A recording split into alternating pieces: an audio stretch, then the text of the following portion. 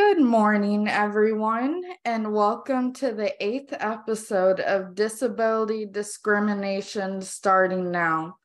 Now, last week, you guys heard me interview Sam Shesko, who is one of my best friends from Beacon, and I gave y'all the hints that my next two guests are going to be Beacon professors that I have had. Now, the professor you're going to hear from today is Marc Roberts. I had him for, I think, the first 2 years at Beacon, or the first few. And the class I remember the most doing with him is rhetoric, where he forced me to get out of my comfort zone and give speeches. But I was telling him when I was at my college reunion that by him doing that, it brought me out of my comfort zone. So now I feel more comfortable giving speeches like on here. Welcome to the show, Marc. Thank you very much, Lindsay. It's great to see you. Great to see you. It's been a few months, but it's good to have a little mini reunion. It sure is, and I'm glad to hear that you interviewed Sam Shesko. I don't know if you know, but he and I know each other quite well from our time working together for our college's performance club, otherwise known as Beacon's Got Talent. Yeah, that I loved Beacon's Got Talent, the time that I got to see the show. But can you, of course, I know a little bit about you, but can you give the listeners a little bit about yourself and how you ended up being a professor at Beacon? Yeah, my teaching career has been a long and winding one, for sure. I began my work in Massachusetts. I went to the University of Massachusetts at Boston, and my first teaching experience was as a tutor in the Disability Services Office at the university. So for the full 2 years of my graduate studies, I worked in the Disabilities Office. And also I worked in the school's writing center as well. After that, I moved in a completely different direction, and I worked for about 7 years as an ESL instructor at a small college just outside Boston called Pine Manor College. In many ways, very similar to Beacon, small college, number of students about the same, and it was a very vibrant and exciting place to work. I did that for about 7 years. And then I became bi-coastal. My teaching experience brought me out to Oregon, and I taught in a variety of colleges there. I spent time in two community colleges. I worked in a 4-year college called Linfield College, again, a very Beacon-like small college setting. And then I took a job with a career college in downtown Portland. But I didn't stop there. My travels took me then, after Oregon for about 5 years, to Nashville, Tennessee, where I taught in a career college for about 5 years in downtown Nashville. And that was a wonderful experience. And then fortune took me in a whole new direction, which was teaching online for a school called the University of the People, which is a generally free online college. I've heard of that college before. Yeah, it was a very, very unique experience that gave me a lot of opportunity to teach online and to meet, like I did when I was teaching at Pine Manor College, people from all over the world. The number of countries represented in our student body was more than I could count, for sure. And then, as I was working for the University of the People, looking for new opportunities, I saw an advertisement for Beacon College. And I contacted them, and they contacted me back. They flew me down to Leesburg for an interview, and we all liked each other, which is always a great feeling when you're going for an interview and looking at a new job. And so that was that. We really I liked the mission of the college. They liked my background and hopefully my personality. And I accepted the position and moved to Florida. I And think that was 7 years ago. I can't believe it. that was 7 years ago. Yeah. You started at Beacon a year before I got there. Yeah, I was a sophomore when you were a freshman. And I felt like a sophomore. So, as when Sam and I were talking last week, we explained that Beacon, of course, is a college for only students with learning disabilities. When you are creating assignments for the students, are there any challenges with first teaching the students? And how do you kind of make accommodations so the students can understand, okay, this is what Mr. Roberts is wanting me to do. This is the correct way. That's a really interesting question. So it's really a question about process. What comes first in a teacher's thought about how to make an assignment successful?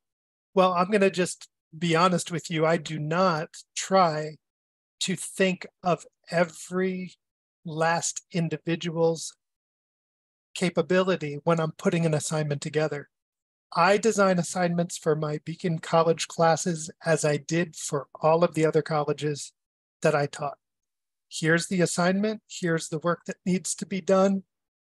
Do the best you can to complete the assignment. It's when a student has challenges completing the assignment, that's when I take a different tack in the process and consult with that student individually and say, where's the problem? You know, that a person with that, when we talk about disability, we're not talking about something that's general and applicable to everyone. We're talking about very specific personal individual needs that are specific to each student. And so that's when the conversation begins. So maybe your question is really something like, if there's a particular assignment you've given and someone with a particular disability can't quite do it, what would I do in that situation? Yeah.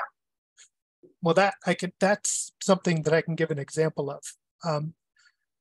Many students who have dyslexia, many students who struggle with attention deficit disorder have production challenges. When I say production, I mean producing writing for classes that I predominantly teach, composition and rhetoric, which require a lot of paper writing. One example I can give is just a year ago, a student was in my college composition class and could not produce sentences. We're not talking about producing a paper, couldn't produce sentences. So we strategized and threw out some ideas, and eventually I connected her with the idea of using her phone, using speech to text. This doesn't always work. A lot of students try speech to text, and for some reason it's just not for them. But in this particular case, it changed her life. I showed her how easy it was to record what she was saying on the phone and then to email it to herself and then copy and paste that information into a Word document and then go about the editing process. And so that's one example of how we solve a problem for a student who's struggling with an assignment. Yeah, and one thing I want to tell everyone is when you see a student at Beacon, like when I was, you see disabilities whether you've never heard of or you've never really seen. And I can tell you or everyone that seeing and you also always have your doors or your emails open if they have questions because I know I visited you quite a few times. You were a great visitor. Yes. And I got the assignments done on the right times too. But um So, as I mentioned, there are also always different types of limitations, because in a way, I don't like to use the word disability because we can do anything we put our mind to, but we just might need a different way to go about like writing a paper or Mhm. doing anything. And have any students you have taught in your classes taught you anything Oh, that it's a great question. Has the teacher learned anything in all those years of being the sage on the stage? hey, you gave me the hard papers. I want to All give right, fair you enough, fair enough. questions. Turn around is fair play. Payback. Um, but it's a really good question, and I've learned a lot. I don't think I would have been as successful as I have been in teaching if I weren't actually coming into the classroom with a desire to learn for myself. Um, and this semester, just gosh, say about a month ago, I learned something brand new that I hadn't thought of before. Let me explain what happened. Um, as you know, I teach a class called Rhetoric, Speech Communication. You began your conversation today talking about how I forced you to give speeches. I continue to force students to give speeches in my classes, and we have one speech. It's called the demonstration speech. Now, I'm not sure if we did a demonstration speech when you were in I my class. I remember we did a paper about a country, but I Yeah, never heard yeah, of. you did the city tour I did speech. Melbourne, Australia, and I All right. remember giving that speech. Do you remember the places we visited? I'll have to look back All because right. I had never have to do more research in my life than try to figure. I remember when I took y'all to a conservation where we, I think, got to cuddle koalas. All right. I think that sounds kind of familiar to me. And Boy, then that's 5 years ago. That's amazing. when I find it, I'll send it to you. I would love to read it. If you have your students do the country's uh paper, which I encourage everyone to do because it's so fun, then they can look at it. They can look at an example. Yeah. Okay, this is what you need to include. And but I could not pronounce a single dish that the restaurant I chose in Australia or Melbourne had. It was like, oh shoot, Mark's gonna. Everybody struggles every semester with that. Every semester. But Well, that was my favorite paper that you made us do. a Although I lot of a lot of students say that. although I'll I was do. panicking the entire speech that something was gonna go wrong. And look at you now. I sense no panic on your part. Not anymore.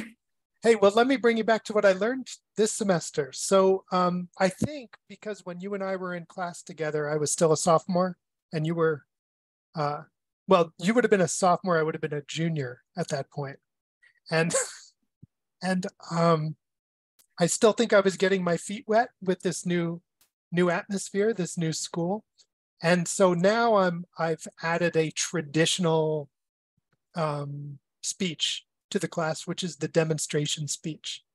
And this requires that someone do something as simple as explain how to make a glass of chocolate milk, or something as complex as how to do a piece of origami.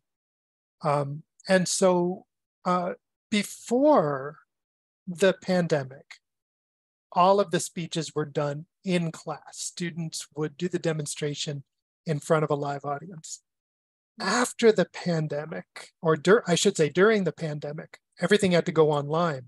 So all of those speeches had to be recorded and then played over Zoom in front of the entire class. So now post-pandemic, I give students an option. They can either do a live speech in class or they can make a video that we watch as a group. But then this semester, I learned something new. A student came up to me and said, I can't choose between the two options. Can I make a video, show the video during class, and then speak as a live presenter about the video during class? I've never heard of that. It was fantastic. I said, absolutely, let's give it a try. In fact, I would say out of the 58 rhetoric students I had this semester, I think 12 of them chose that option. And it worked out beautifully. I'd never considered it before. And I enjoyed very much watching these videos and the students talking about, with it really excitedly talking about what they did in the video. So yeah, I still learn. Sometimes it's painful sometimes, but I get there. Well, I never thought I would learn that that format on giving a speech. But in recent years, Beacon has caught national attention to where I would have to assume there's a wait list at this point to apply to Beacon because it has grown to, I think, about 500. That's correct, yeah. Students. Why do you think Beacon is one of the top colleges in the United States for students with a learning disability? I think there's a lot of reasons.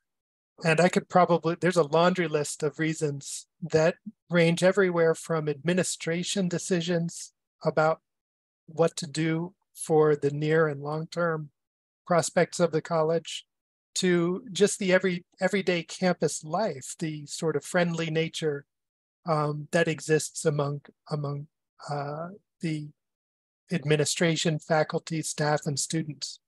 But when I really think about it, in my core, I think it has to do with the people. It's really the fact that the college has paid close attention to who they hire, and they hire people who care, not just care about doing a good job and being successful, but literally care about each and every student's success. It's a very unusual setting in that regard.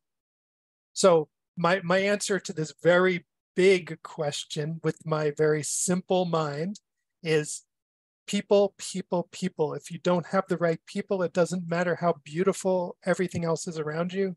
It's not going to be a satisfying place to be.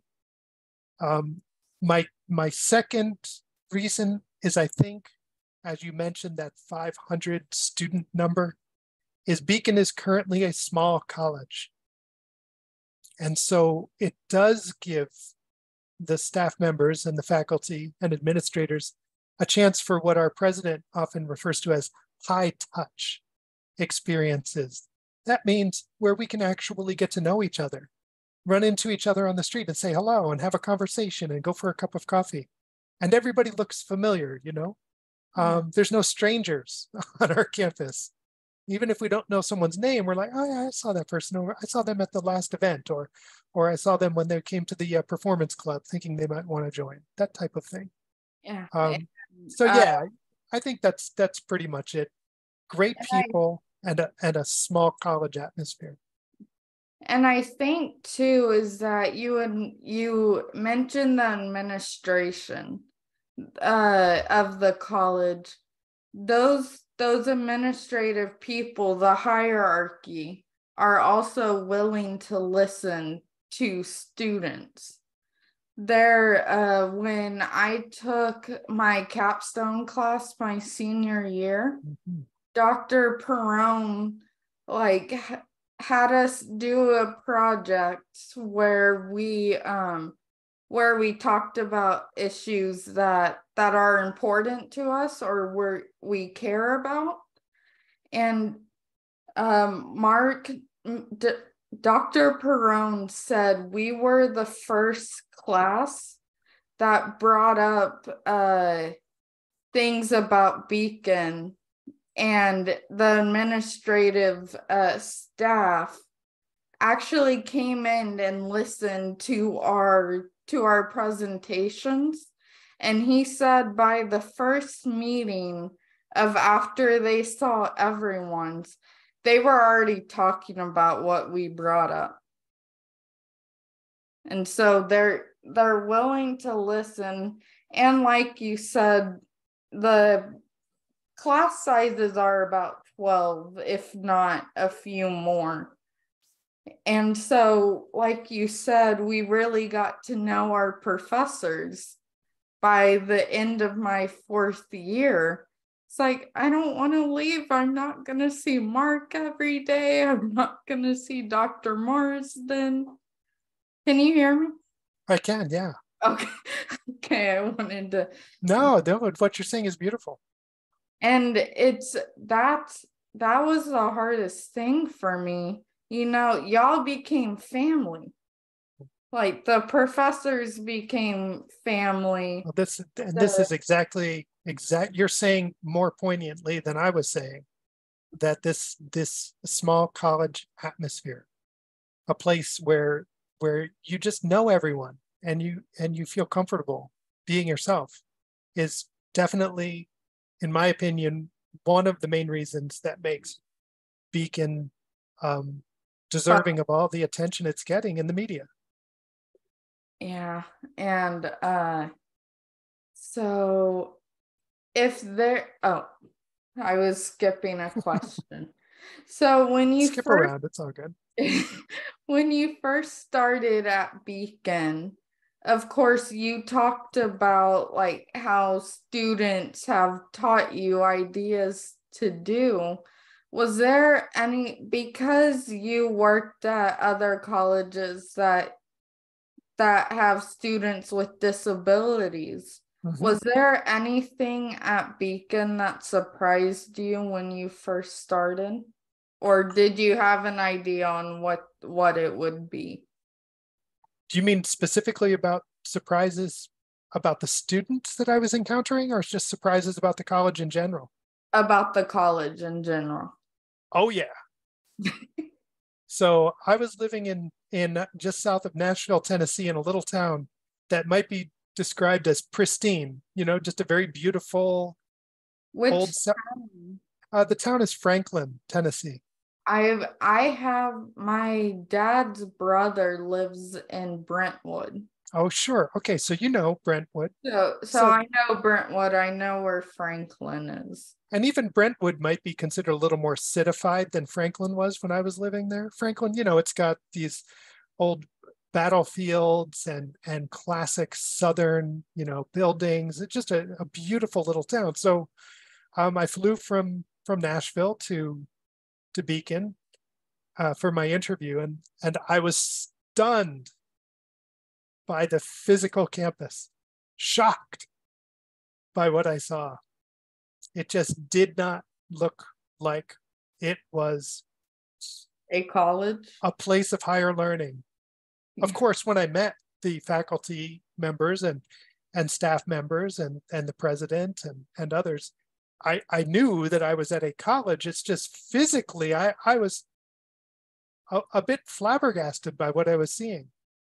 Now, 7 years later, the college has added 2 dormitories, 2 beautiful dormitories. The stretch of Main Street, where the majority of our academic work is done, looks absolutely stunning with the changes they've made, and they continue to expand to new classrooms. I taught this past semester in a classroom which you might not even know about on 2nd Street.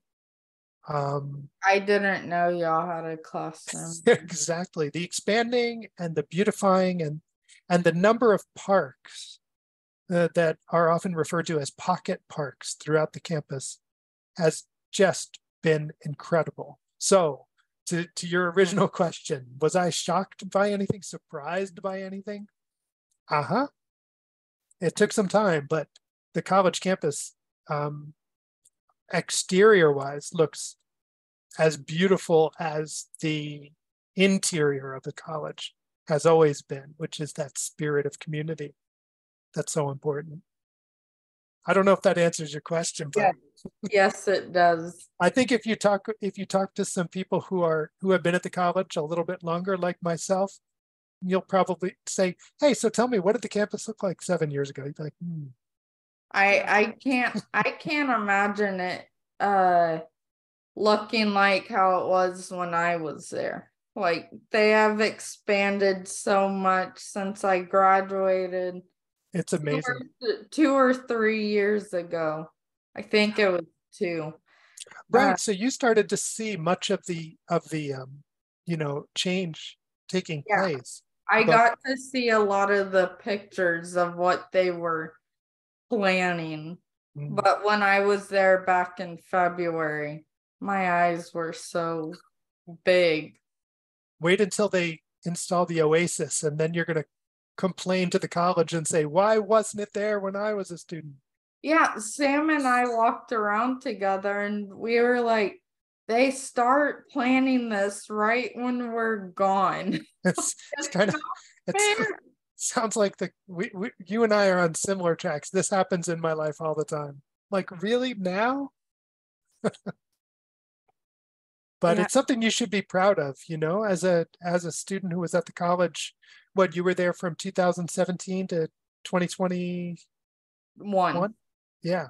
So, you're a founding member of what I would consider to be contemporary Beacon. Yes. And And that's a pretty cool thought.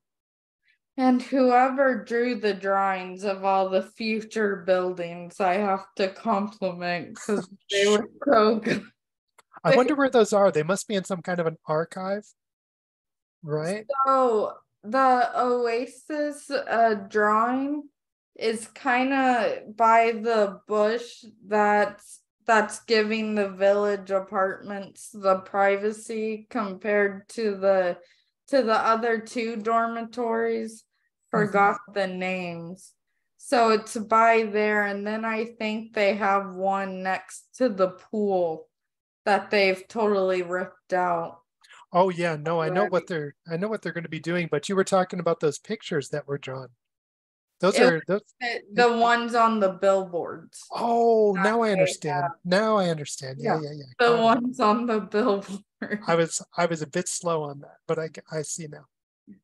So, of course, you have touched on this a little bit already, but there could, within the coming days after I post this, there could be someone listening who is now considering a Beacon. What would, as a professor, what would you say to them? Basically saying like, this is a good college. Your child's gonna get the support they necessarily need. What would you say to them about the college?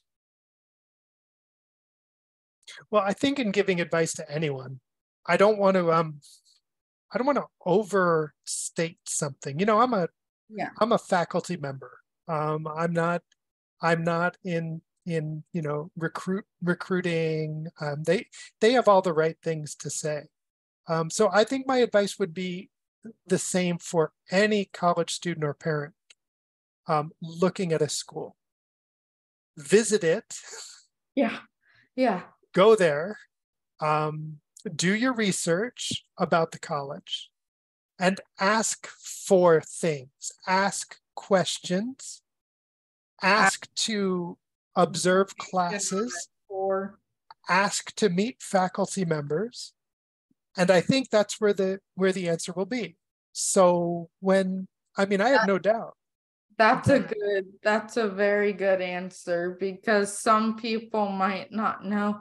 Okay, where do I start researching a school? And you know what? A lot of people don't know that they can do basically whatever they want to do. There's a lot of money to be spent when you're sending your child to a college. You have the right to want to know as much as you can about the college. If you want to meet some professors, the college should accommodate that request. If you would like to observe a class, you should definitely make that request. And there's no doubt that someone on the Beacon College campus will, on any given day, say, sure, have them come to my class, and it will all work out.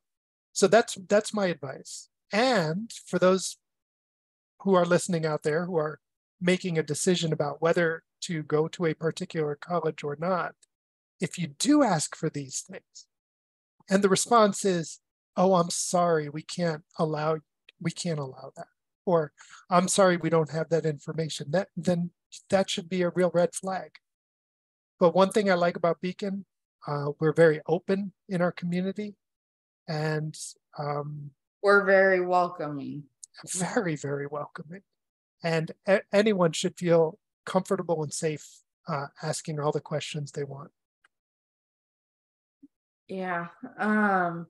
So what do you given that you see students with limitations on a daily basis in your class, what do you think people around the world or listening can learn from a student with a limitation? It's a really good question. I didn't know this was going to be such a difficult interview, Lindsay. I can see now you do have some sort of pent up, memories from our work together in rhetoric. So this is fair.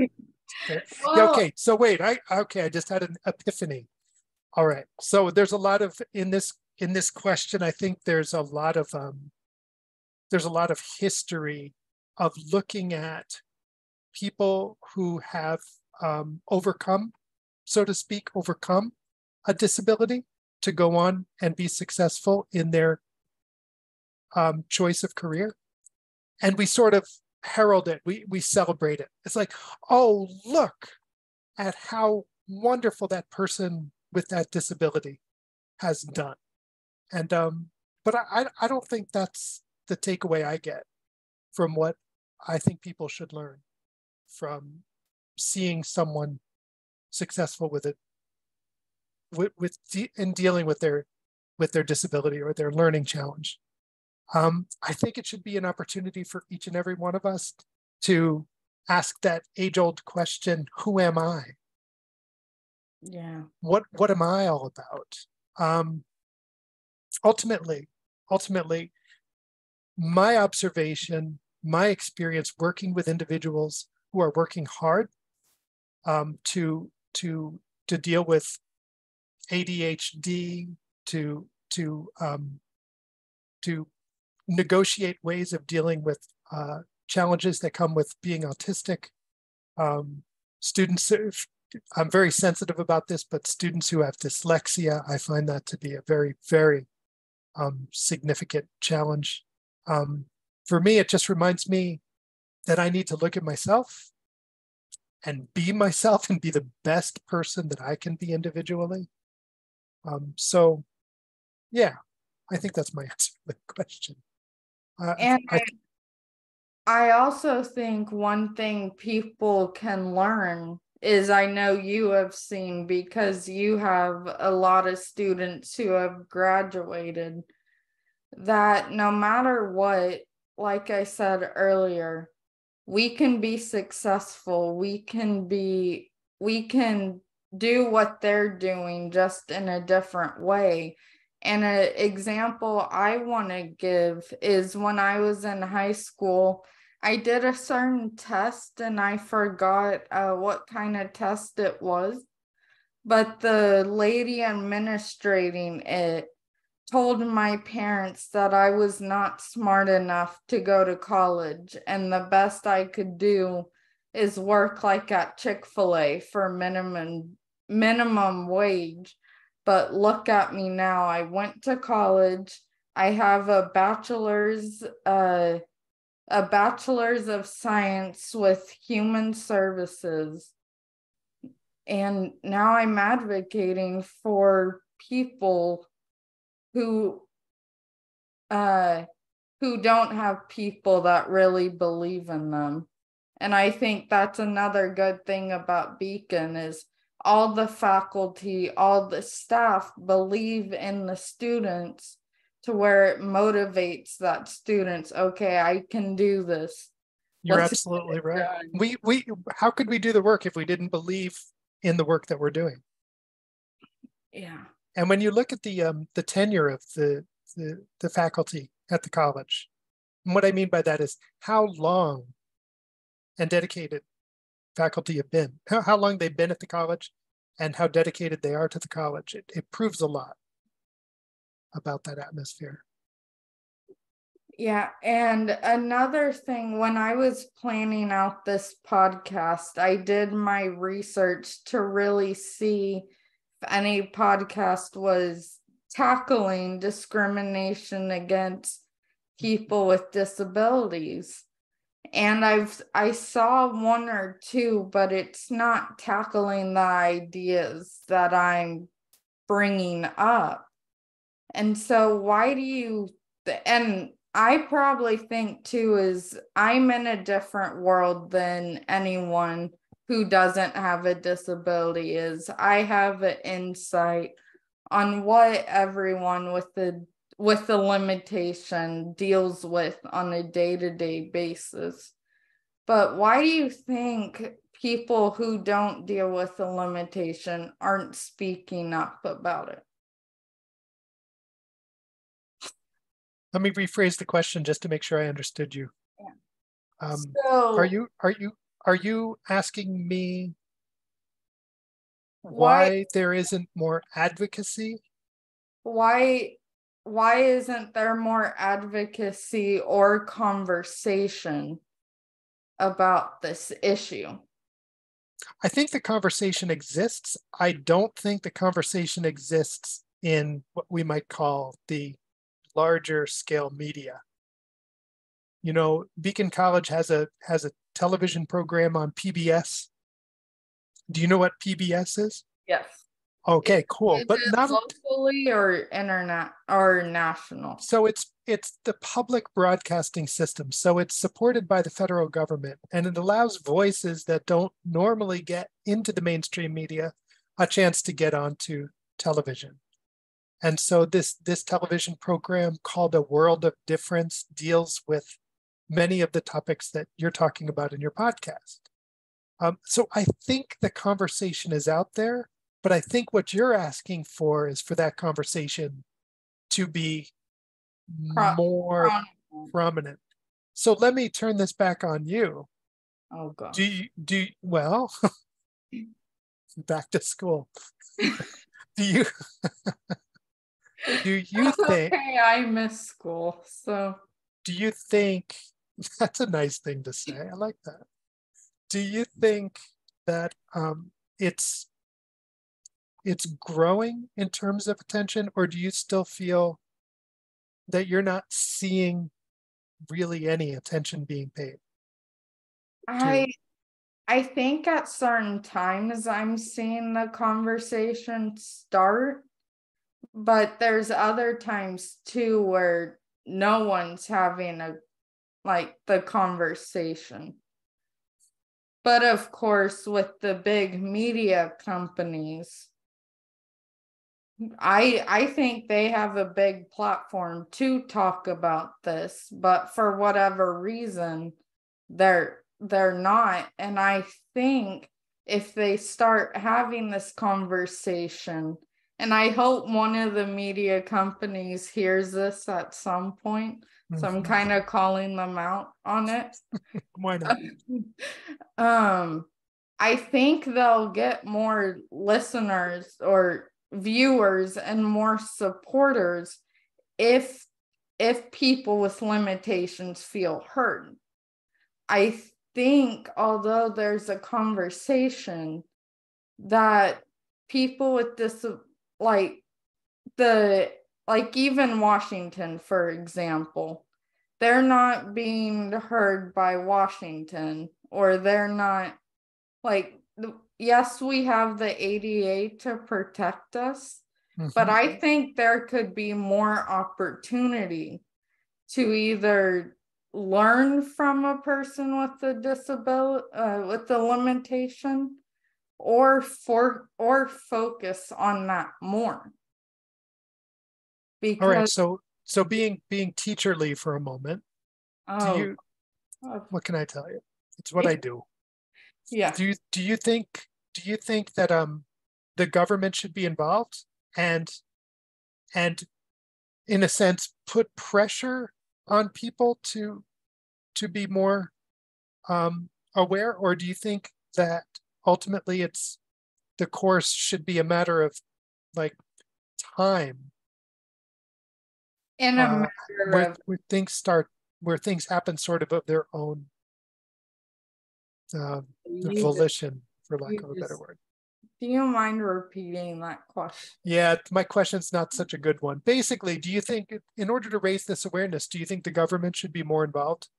Yes. Put more pressure on companies to um, reflect on their hiring practices, put into place um, maybe I don't want to say testing, but some type of assessments that actually reveal when someone is in the category of having a disability and is up for a job against someone who doesn't have a disability. What kind of assessments can be done to show who is the better candidate for the job?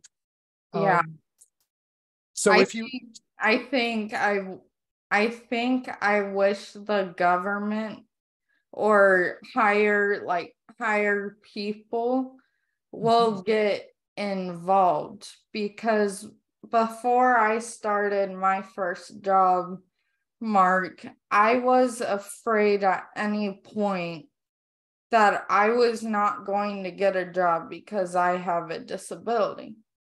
Mhm. And I feel like some people don't understand that. I on that point, I would agree with you. I think that people are, your larger question was, why isn't this discrimination being talked about? Now, it's way above my pay grade to really answer that question. But I can say that I think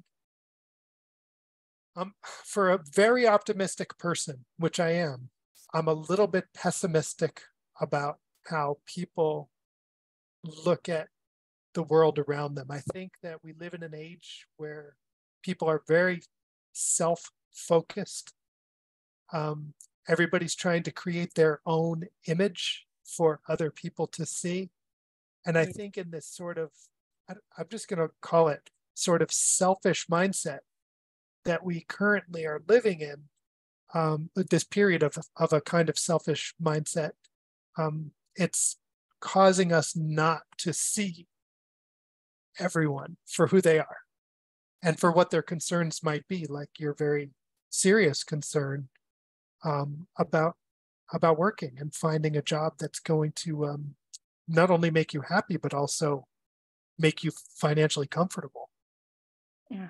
And I think too, one other thing, um, and I'm not gonna get into this, but I was afraid too that when a person with a disability is employed, maybe they don't get discriminated against during the hiring process, but rather than certain employees. And I feel like in a to a certain extent, I think there should be some sort of program within the business to where the other employees learn how to interact with a person with a disability and not make them feel uncomfortable, because sometimes it might not be intentional, Mm-hmm. but they're doing it without realizing it. Right. Well, you're talking about training, Yeah. and there's no doubt, at Beacon, your faculty and staff members have regular and consistent training. And it's the world we live in, and yet we still take part in training to maintain our awareness of all those blind spots. When I think of someone who hasn't worked or gone to school at Beacon College, the blind spots must be limitless. And so yeah, what's to be done? The government that's government a bigger conversation within it. it is a big conversation, and I know you didn't want to go down this path. So no, it's okay. And so I'm gonna skip one of the questions that I sent you because you less homework.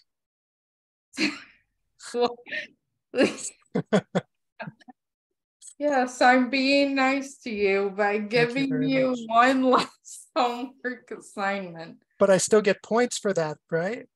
Yes. Okay, just checking. You still, I'm not going to grade you on this episode. Although that would be a funny idea. I would like to get a grade if possible. A+. There we go. Thank you. All right. Then we can talk all day long. I'm ready to go. And my last question is, you have been very successful in your career, moving I don't know how many times to work at amazing colleges. What would you say to your younger self? I don't want to talk to him. No, I'm just kidding. No, I don't know. I think that if I were to talk to my younger self, I would probably be the same person I am now. And I would say I would encourage the variety and the excitement that comes with travel and change. I wasn't always someone who was comfortable with change. And I'm not comfortable with change. So. Yeah, and even now, like everyone, I would feel some if I were to move again or something, I would definitely feel some anxiety from the change. That's natural. But I think I would pretty much say, follow the path. I'm very happy with where I've been and what I've accomplished. I appreciate you calling me successful. Success it's always hard to put a definition on it. Most of the people in the world will say money is our greatest measure of success. I'm not a great believer in that. No. I like the fact, you know what? I'm just going to tell, my younger self, just do what you've done. I'm happy with what I've accomplished and follow your dreams. There you go. Follow your dreams or follow your passions, whatever they might be. Yeah. Well, it has been amazing talking to you. Thank you. This is an amazing atmosphere, and thank you so much for having me on your show. I feel honored, really. And I would think too with my younger self, and I feel like you learn more as you grow up and go to college and get a career, is get uncomfortable. Like, do not be afraid to get uncomfortable. Now, I'm not gonna say you forced me to do this. You brought this full circle. This was very clever. But you made me get out of my comfort zone because I'm a very quiet person. Like, this is in a way uncomfortable because I'm talking about an issue that I've kept closed up for 24 years. But it's your speeches that you made me give made me uncomfortable. So now I'm more confident when I record an episode or when like I told you, when I gave my maid of honor speech at my sister's wedding, although my heart was beating 20 million miles per hour, I was confident in what I was gonna say. And it's all because of you, Mark. Oh, come on now. It's all And because of you. and me, but Yeah. But you we'll go, let's go 95-5. 95 you, 5% me. Simply because I wrote the assignments. Yeah. And you always had your door opened, which helped too. Well, that's kind of you to say. I will talk to you soon. Yeah, thanks again, Lindsay. This was really fun. Well, thank you again, Mark. Have a great rest of your day. Thank you. Well.